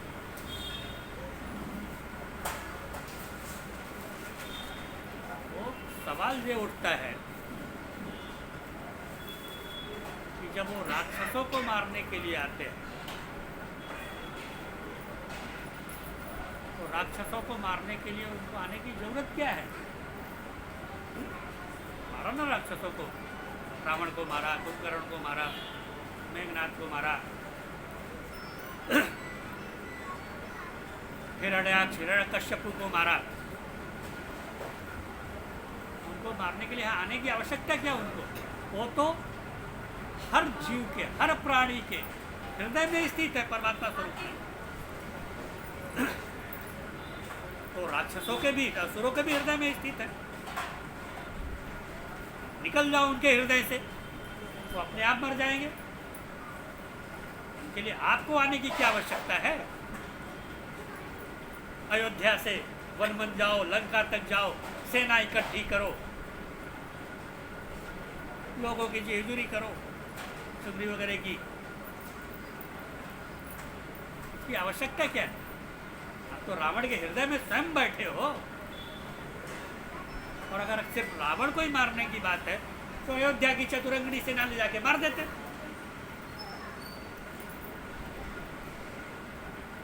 तो मारने के लिए उनको आने की आवश्यकता नहीं। तो ये जो भगवान कह रहे हैं कि विनाशाय च दुष्कृता,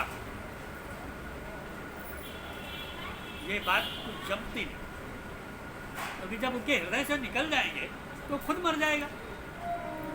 और जब राक्षस मर जाएगा तो धर्म की स्थापना तो महात्मा लोग करेंगे, महापुरुष लोग करेंगे।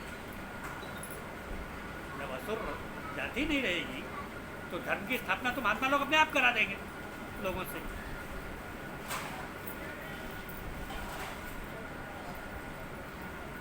जब ताड़का मर गई तो धर्म को विश्वामित्र ने ही स्थापित किया ना।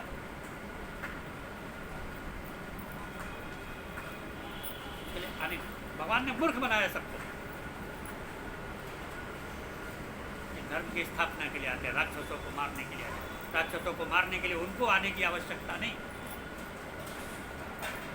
जैसे सबके हृदय में स्थित है परमात्मा स्वरूप से, वैसे असुरों के हृदय में भी स्थित है परमात्मा स्वरूप से। उनके हृदय से निकल जाओ, वो मर जाएंगे और महात्मा लोग धर्म की स्थापना कर देंगे। फिर कहा कि विनोद के लिए, मनोरंजन के लिए भगवान इस संसार में आते हैं। भगवान को मनोरंजन की क्या आवश्यकता? वो लोग में बैठे हैं परमानंद सच्चिदानंद स्वरूप में, कोटि कोटि लक्ष्मी स्वरूप गोपियों से सेवित हैं। विनोद तो उसके लिए आवश्यक है, मनोरंजन उसके लिए चाहिए जिसको कोई विषाद हो, कोई टेंशन हो। भगवान में कौन सा विषाद, कौन सा टेंशन? गोलोक में बैठे हैं, आराम से बैठे रहे। और वो भी कोई सामान्य गोलोक की जो वर्णन किया है कि श्वेत द्वीप नामक गोलोक है। गोलोक का नाम श्वेत द्वीप दिया गया है। श्वेत द्वीप है जहाँ भगवान श्री कृष्ण श्री कांता कांत परम पुरुष कल्पतरो, यानी हजारों हजारों लक्ष्मी स्वरूपा कांताओं से सेवित है उस गोलोक में। और कल्पतरो यानी जितने भी वृक्ष हैं गोलोक के, वो सारे वृक्ष कल्पतरु है, कल्प वृक्ष है, मन चाहिए वस्तु में देने वाले हैं। और वहाँ की भूमि चिंतामणि है, तो भूमि से ही रोशनी प्रकाश निकलता रहता है। सुरभि सुमहा, तो जहाँ की नदियों का सारा जल अमृत है। नदियों में सामान्य जल नहीं रहता गोलोक में, नदियों का जल अमृत है। जहाँ का हर शब्द गीत है, जहाँ का हर गमन, हर गति नृत्य है। जहाँ वंशी ही वह, जहाँ उनकी प्रिय सखी है, जहाँ करोड़ों करोड़ों सुरभि गाय का दूध का सागर बना हुआ है, और जहाँ काल की गति नहीं है, न भूत होता है न भविष्य होता है, जहाँ सूर्य की गति नहीं है, न सूर्यो गच्छति न चंद्र तारका, जहाँ सूर्य की भी गति नहीं होती, काल की गति नहीं है, भूत नहीं है, भविष्य नहीं है, इसलिए वहाँ एक क्षण भी नहीं मिलता। ऐसे गोलोक में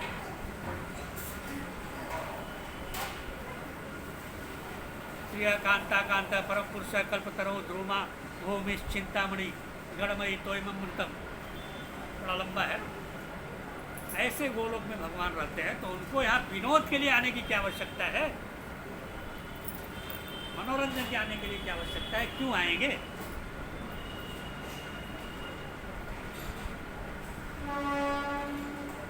फिर ब्रह्मा जी ने कह दिया, अरे व्यास जी ने, लोकवत लीला कैवल्यम,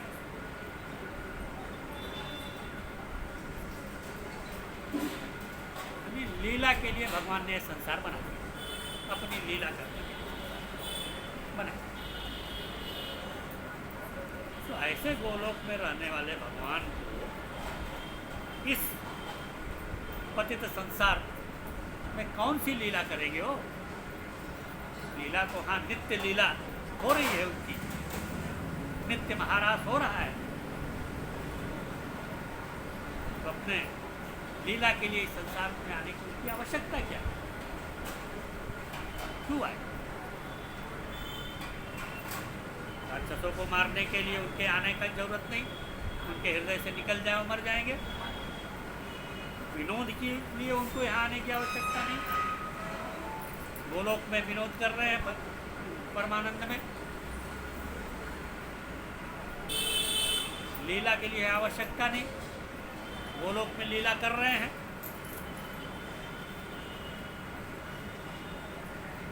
यहाँ आने की आवश्यकता क्या? भगवान ने जन्म क्यों, इस धराधाम पर अवतार क्यों ग्रहण किया उन्होंने?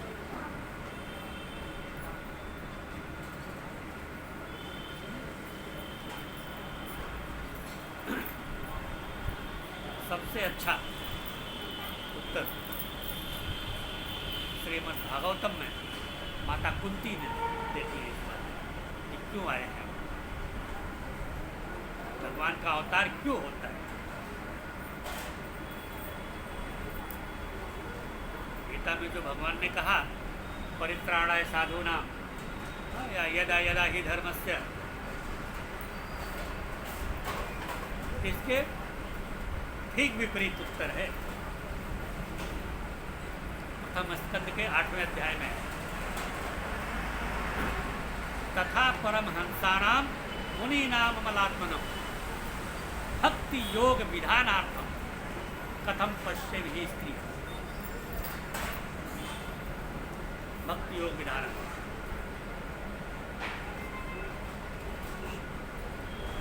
जो परमहंस थे, मुनि लोग थे, निर्गुण के उपासक थे, निराकार ब्रह्म के उपासक थे, इन परमहंसों को, मुनियों को सगुण साकार बनाने के लिए भक्ति योग विधानार्थम और भक्ति योग की स्थापना के लिए, भक्ति योग की स्थापना के लिए आपका अवतार होता है।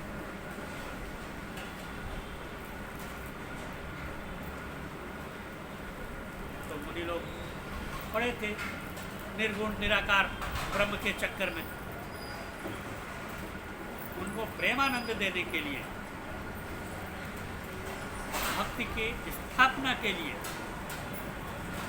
भगवान का अवतार होता है। और सुखदेव मुनि भी यही करते हैं। सुखदेव जी के मुख से भी सुखदेव जी ने ही करवाया है, और सुखदेव जी स्वयं अपने मुख से परीक्षित जी को उत्तर देते हैं इस बात का। 10वें स्कंद के 29वें अध्याय में है, निर्णाम ऋषयार्थाय भक्तिर्भगवतो नृप अव्यस्य प्रमेयस्य निर्गुणस्य गुणात्मना।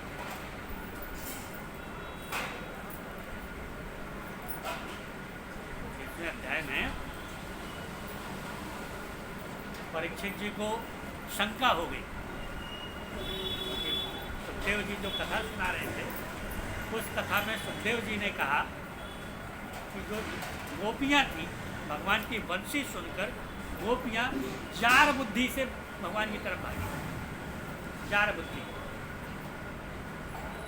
डिटेल में नहीं जाएंगे, इसकी फिर कभी व्याख्या करेंगे जार बुद्धि वगैरह क्या होता है। जार बुद्धि की तो परीक्षित जी को शंका हो गई कि जब गोपियाँ जार बुद्धि से भगवान की तरफ गई तो फिर उनकी मुक्ति कैसे हो गई, उनको भगवान कैसे मिल गए, भगवान का महाराज कैसे मिल गया। क्योंकि वो गोपियाँ तो गुण प्रवाहो परमस्था त्रिगुणात्मक थी, उनका शरीर गुणों से बना हुआ था। ऐसे गोपियों को भगवान कैसे मिल गई। तो वहाँ सुखदेव जी ये परीक्षित जी को डायरेक्ट सीधा उत्तर देते हैं। निराम निशेषार्था है भक्ति भगवतो निपर अभ्यस्या प्रमेयस्य निर्गुणस्य गुणात्मना। और उसके पहले बोलते हैं कामाद द्वेषाद भयाद स्नेहाद यथा भक्तेश्वरे मन आवेश तदगमित्वा भगवत। काम से, क्रोध से, भय से, प्रेम से कैसे भी भगवान से बस प्रेम हो जाए। और इसीलिए भगवान का अवतार होता है निराम से अर्थ है भक्ति भगवतो निपर। जो निर्गुण निराकार ब्रह्म के उपासक हैं, ऐसे मनुष्यों को सगुण साकार स्वरूप देने के लिए, प्रेमानंद देने के लिए भगवान का अवतार होता है। और इससे भी जोरदार उत्तर गोपियाँ देती हैं। गोपियों का उत्तर तो इससे भी जोरदार है।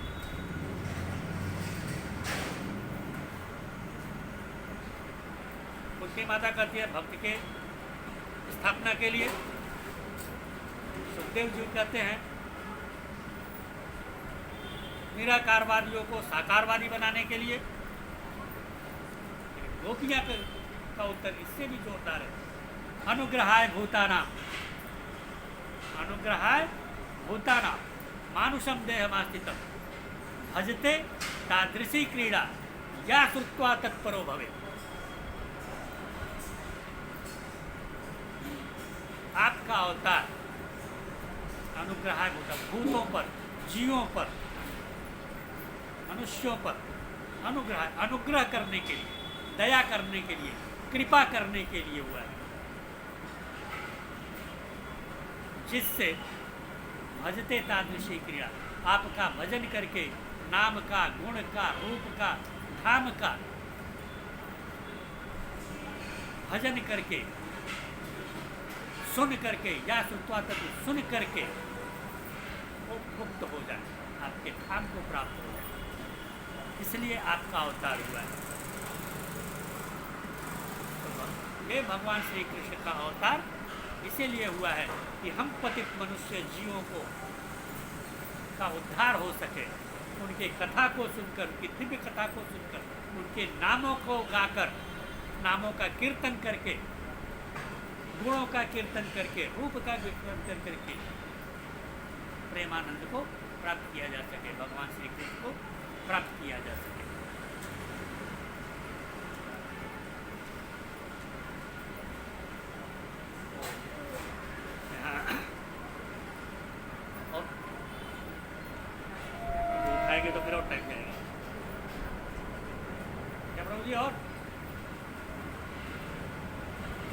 ये विषय समाप्त हुआ है। और बोलना प्रभु जी? और बस रात किधर हुआ? हाँ? रात हुआ किधर? 12 बजे के बाद होता है ना रात। ठीक, यहीं पर अपना वाणी को विश्राम देता हूँ।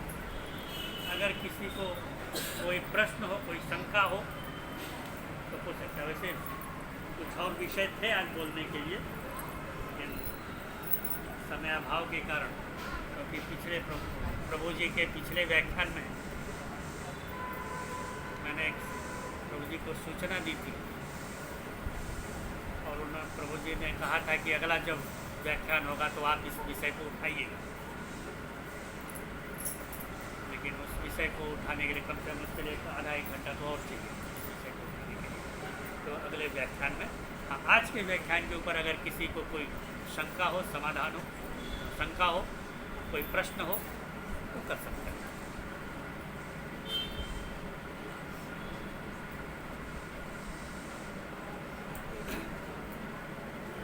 हरे कृष्णा हरे कृष्णा कृष्णा कृष्णा हरे हरे हरे राम राम राम हरे हरे।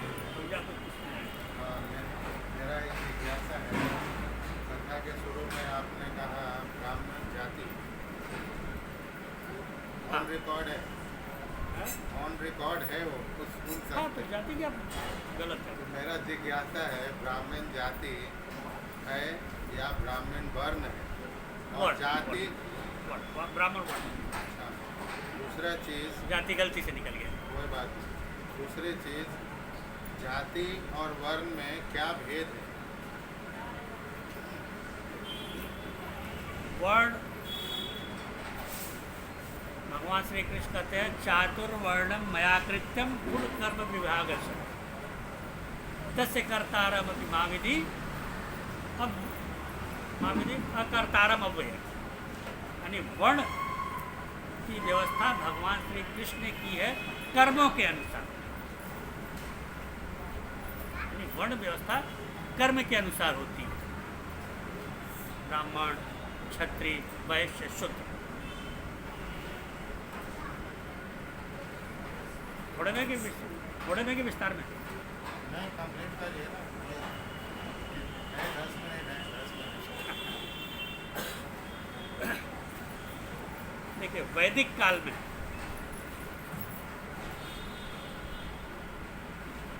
जाति व्यवस्था नहीं हुआ करती थी। हमारी वैदिक काल है, वेदों का समय, जब चारों तरफ वेद के अनुसार हमारा रहन सहन था, उस काल में जाति व्यवस्था नहीं थी, सिर्फ वर्ण व्यवस्था थी। एक ही परिवार में चारों वर्ण पाए जाते थे। इसके अनेक उदाहरण भी हैं। ब्राह्मण भी होता था एक ही परिवार में, क्षत्रिय भी होता था एक ही परिवार में, वैश्य भी होता था एक ही परिवार में, शूद्र भी होता था एक ही परिवार में। क्योंकि उस काल में, उस परंपरा में, वैदिक परंपरा में सर्वश्रेष्ठ कर्म अगर कोई माना गया तो शिक्षा, अध्ययन और अध्यापन।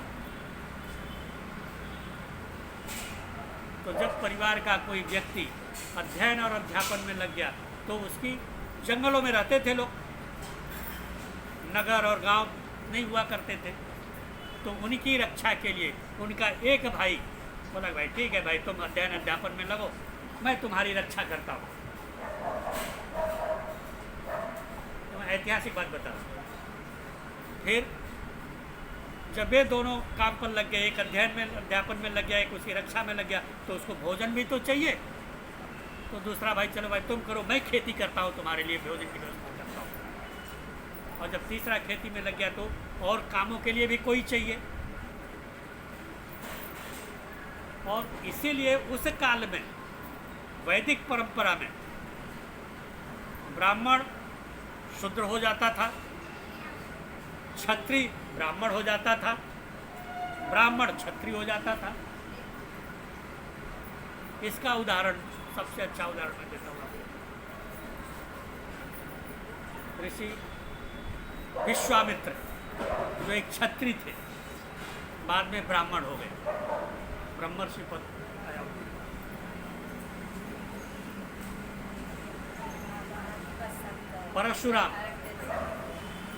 परशुराम एक ब्राह्मण थे, लेकिन उन्होंने छात्र धर्म का अनुसरण किया। द्रोणाचार्य, अश्वत्थामा, ये भी ब्राह्मण थे, लेकिन उन्होंने भी छात्र धर्म का अनुपालन किया। और भगवान तो गीता में स्वयं कहते हैं कि चातुर्वर्ण्यम मया कृतम गुण कर्म विभागस्य, यानी गुणों और कर्मों के अनुसार चारों वर्णों की व्यवस्था मैंने स्वयं की है। तस्य कर्तारम अपि विधि अकर्तारम अव्यय, मैंने स्वयं ने की है। अच्छा, ब्राह्मणों में भी गीता में भगवान ने बहुत सुंदर वर्णन किया है चारों वर्णों का, त्रिगुणात्मक सत्व रस्तम के अनुसार। सबसे अच्छा वर्ण सात्विक, राजसिक और तामसिक, और ये चारों वर्ण में पाए जाते हैं, सात्विक, राजसिक और तामसिक, चारों वर्णों में। माता जी अगर नहीं समझ में आ रहा है तो रहने दीजिए, आप कृपया पीछे जाके बात कीजिए। माता जी आपसे बोल रहा हूँ।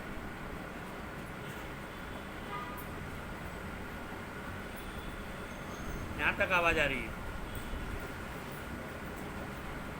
और माता जी बार बार आपको टोक रही हैं, फिर भी आप नहीं समझते। उधर रहते थे, वैदिक काल के हैं, जंगल में। तो गीता में भगवान वर्णन करते हैं कि सात्विक ब्राह्मणों के क्या लक्षण हैं, राजसिक ब्राह्मणों के क्या लक्षण हैं, तामसिक ब्राह्मणों के क्या लक्षण हैं। और ये उदाहरण आपको मिलेंगे भी। सात्विक ब्राह्मणों में वशिष्ठ, वशिष्ठ जैसे ऋषि, वशिष्ठ और कौशिक, ये सात्विक ब्राह्मणों में है। राजसिक ब्राह्मणों में विश्वामित्र, ये परशुराम, द्रोणाचार्य, अश्वत्थामा, और तामसिक ब्राह्मणों में रावण, कुंभकर्ण। ऐसे ही क्षत्रियों में भी है। विश्वामित्र तो क्षत्रिय होते हुए भी ये ब्राह्मण हो गए। अच्छा, एक बात तो कि उस काल में वर्ण व्यवस्था की इतना महत्व नहीं था। इसका सबसे अच्छा उदाहरण मैं आपको देता हूँ। विश्वामित्र भगवान परशुराम के, विश्वामित्र जो क्षत्रिय हैं और भगवान परशुराम जो ब्राह्मण हैं, विश्वामित्र परशुराम के सगे मामा,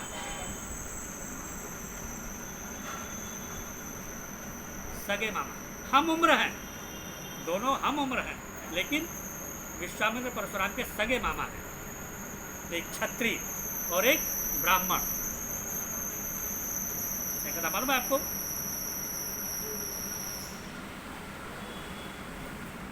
परशुराम जी के जो दादा थे ऋषि ऋचिक, ऋषि ऋचिक का विवाह हुआ था गाधी नरेश, कौशिक की पुत्री, नाम मुझे नहीं याद आ रहा है। गाधी नरेश, कौशिक पुत्री, यानी विश्वामित्र के पिता की जो पुत्री थी, क्या नाम है मुझे याद नहीं आ रहा है मुझे, नाम फिर कभी बता दूंगा। उनकी पुत्री से ऋचिक ऋषि का विवाह हुआ। और एक बार ऋचिक ऋषि ने यज्ञ किया, तप किया,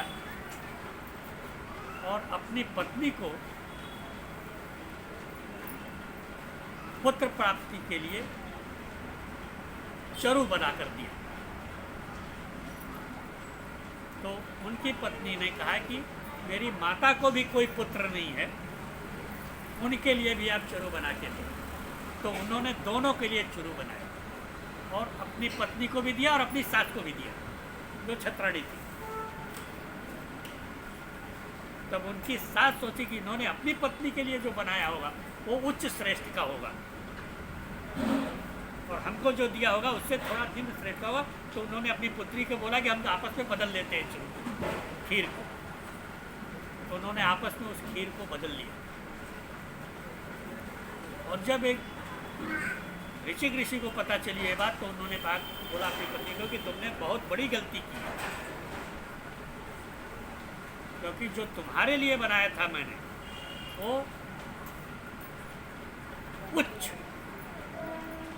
श्रेष्ठ का ब्राह्मण पुत्र पैदा हो, ऋषि पैदा हो, तपस्वी पैदा हो, इसके लिए बनाया था। और वो उनके लिए जो बनाया था वो उच्च श्रेष्ठ का क्षत्रिय पैदा हो, राजा पैदा हो, इसके लिए उनको बनाया था। और तुमने बदल दिया, तो इसलिए अब तुमको क्षत्रिय पुत्र पैदा होगा और उनको ब्राह्मण पुत्र पैदा होगा।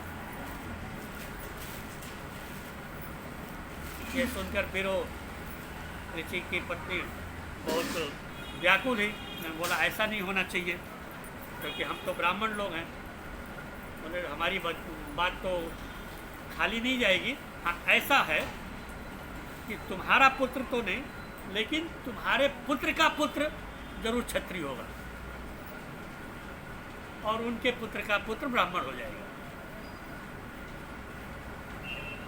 तो ऋषि को जमदग्नि पैदा हुए और कौशिक को विश्वामित्र पैदा हुए। तो जमदग्नि के पुत्र परशुराम और विश्वामित्र की बहन ऋषिक की पत्नी, एक ब्राह्मण और एक क्षत्रिय। यानी उस काल में ऋषि आश्रमों में भी वर्ण व्यवस्था गुणों और कर्मों के अनुसार हुआ करती। अब रह गया जाति। प्रभु जी ने मेरा शब्द पकड़ा कि ब्राह्मण जाति, मेरे मुंह से गलत से निकल गया। लेकिन जाति का अर्थ होता है कि जाति कहते किसको है। जाति का अर्थ ब्राह्मण, क्षत्रिय, वैश्य, शूद्र, बनिया, सिंह, ठाकुर, ये सब नहीं होता। जाति का अर्थ होता है समान योनि प्रसवा इति जाति। जो जिस योनि से पैदा होता है उसकी वह जाति होती है। मनुष्य जाति, वानर जाति, पक्षी जाति, गो जाति, ये जातियां हैं। ये समान प्रसवा इति जाति, जिसका जिस योनि से जैसे प्रसव होता है, जैसे उत्पन्न होता है, वही उसकी जाति होती है। ब्राह्मण क्षत्रिय जाति नहीं होती, ये वर्ण होता है। हमारी जाति मनुष्य जाति है,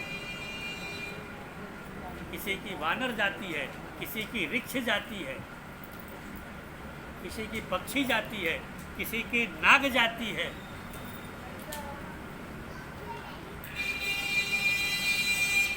चार प्रकार के जीव होते हैं सृष्टि में, और उन चारों में सभी का समावेश हो जाता है। उन चारों के अलावा और कोई जीव इस सृष्टि में नहीं है चेतन जीव। उद्भिज, प्राणिज, नागज, अंडज, स्वेदज, उद्भिज और प्राणिज, ये चार प्रकार के जीव होते हैं। भागवतम में वर्णन है। अंडज, स्वेदज, प्राणिज और दूसरा क्या होता है, उद्भिज। अंडज यानी जिनकी उत्पत्ति अंडे से होती है। अंडे से जिनकी उत्पत्ति होती है वो अंडज, वो उनकी जाती है।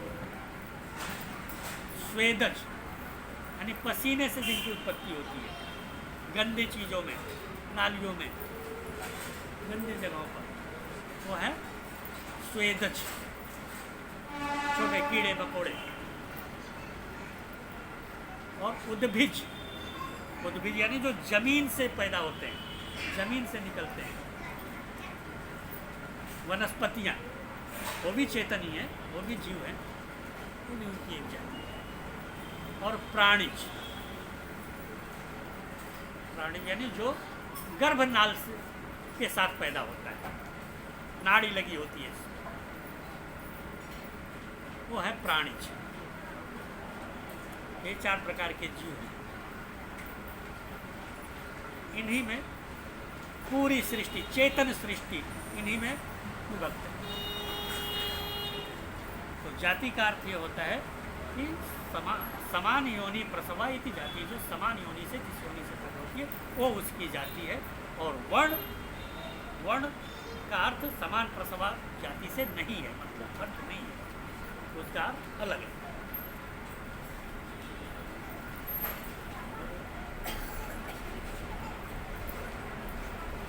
हरे कृष्णा कृष्णा कृष्णा कृष्णा हरे हरे, हरे राम राम राम हरे हरे। गुरुदेव सुभद्रा मैया की जय। श्रील प्रभुपाद की जय।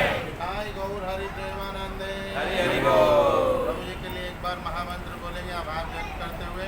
हरे कृष्णा कृष्णा कृष्णा कृष्णा हरे हरे, हरे राम राम राम हरे हरे। तो सभी लोगों के लिए थोड़ी सी सूचना है। पुरुषोत्तम मास चल रहा है, जिसको बहुत सारे लोग अधिक मास कहते हैं। ये महीना भगवान का भजन, जप, कीर्तन और भगवान की सेवा करने के लिए सबसे बड़ा महीना है। तो आप सब ज़्यादा से ज़्यादा जप कीजिए, सत्संग में आइए, मंदिर में दर्शन के लिए आइए, और जो कुछ भी आप सब हो सकता है अपने अपने स्तर से तरीके से दान पुण्य कर सकते हैं, प्रसादम सेवा कर सकते हैं, फूल की सेवा कर सकते हैं या लक्ष्मी सेवा कर सकते हैं, जो भी जिसको स्वेच्छा से और अच्छी तरह कर सकते कर सकते।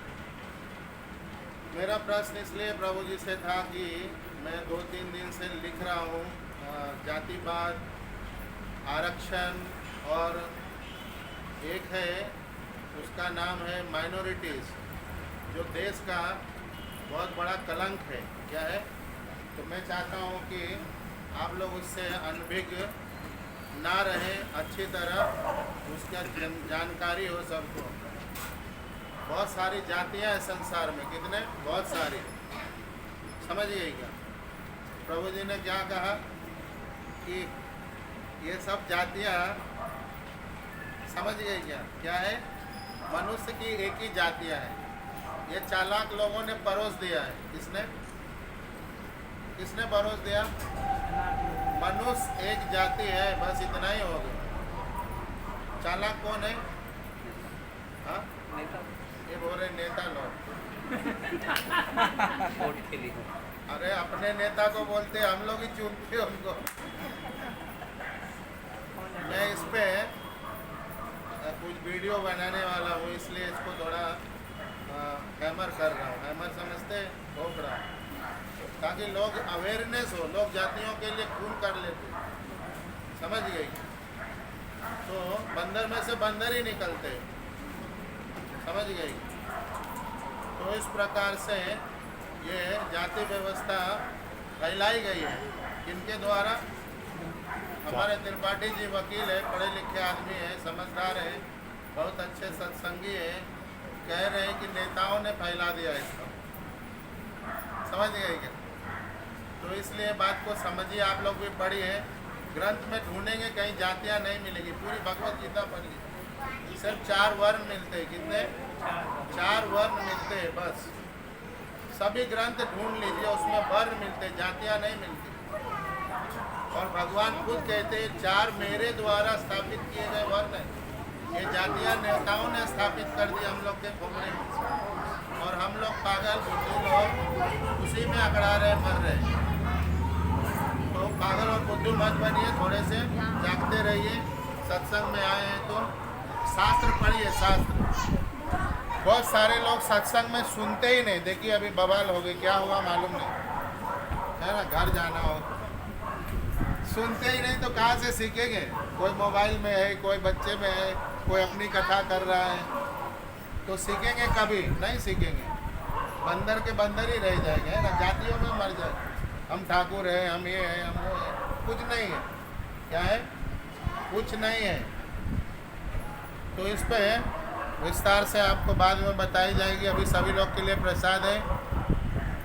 जगन्नाथ बलदेव सुभद्रा जी महाप्रसाद की जय। श्रील प्रभुपाद की जय। पुरुषोत्तम मास की जय। निताई गौर हरि प्रेमानंद। हरि हरि बोल। बहुत सारे लोग जातियों के नाम पे आरक्षण लेते हैं, है ना, और बहुत सारे लोग जातियों के नाम पे अपने आप को बड़ा समझते हैं। ये दोनों भयंकर स्थिति है। क्या है? बद से बदतर स्थिति है। समझिए, अपने आप को अंधकार में डालने वाली स्थिति है। प्रसाद खाइए जम के, भगवान को प्रार्थना करिए जम के कि बुद्धि अच्छी हो जाए। बुद्धि अच्छी रहेगी तो समझ पाएंगे ना, नहीं तो अंधकार में रहेंगे। हाँ जी, भजन प्रतियोगिता करी थी, 2 ही भजन आए लोग भजन बात बोलिए। बहुत धन्यवाद। हरे कृष्णा। जगन्नाथ बलदेव सुभद्रा मैया महाप्रसाद की जय। जिनको भी कुछ सेवा देना होगा वो रथग्राही प्रभु यहाँ पे हैं, उनके पास। कल गौरांग का कल बचे गौरांग